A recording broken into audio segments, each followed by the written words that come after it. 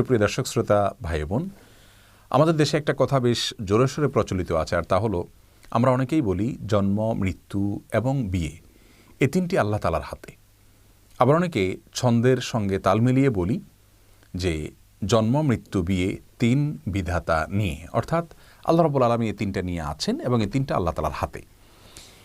আপাত দৃষ্টিতে মনে হচ্ছে যে এটি তাকদীরের প্রতি বিশ্বাস এর কথা প্রকাশ করা ভালো কথা, কিন্তু মূলত এটি আল্লাহ রাব্বুল আলামিনের যে তাকদীর রয়েছে সেটাকে সীমাবদ্ধ করার শামিল।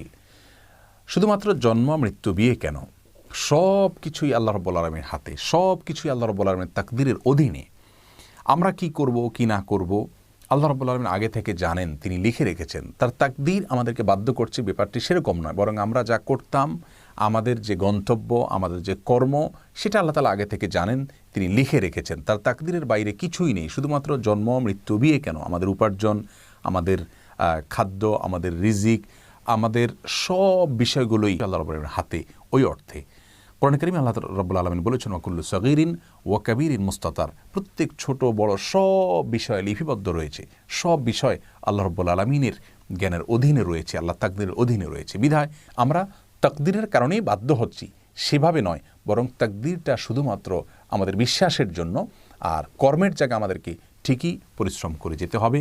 স্বয়ং রাসূল করিম সাল্লাল্লাহু আলাইহি ওয়াসাল্লামের হাদিসে আমাদেরকে নির্দেশ করা হয়েছে, আমালু, তোমরা কাজ করতে থাকো, ফাকুল্লুন মুয়াসসারুন লিমা খুলিকা, তোমার তাকদীরে যা লেখা আছে সেদিকেই তুমি যাবে, বাট তোমার কাজ হলো পরিশ্রম করে যাওয়া, কাজ করে যাওয়া। অতএব তাকদীরের দিকে আমরা লক্ষ্য করে থাকব না, তাকদীর শুধু বিশ্বাস করবার জন্য, কাজের ক্ষেত্রে আমরা শুধুমাত্র কাজ করতে থাকব।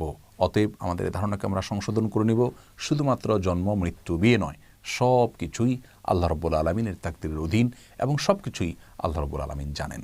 আল্লাহ তাআলা আমাদের সকলকে শুদ্ধ চিন্তা লালন করার তৌফিক দান করুন।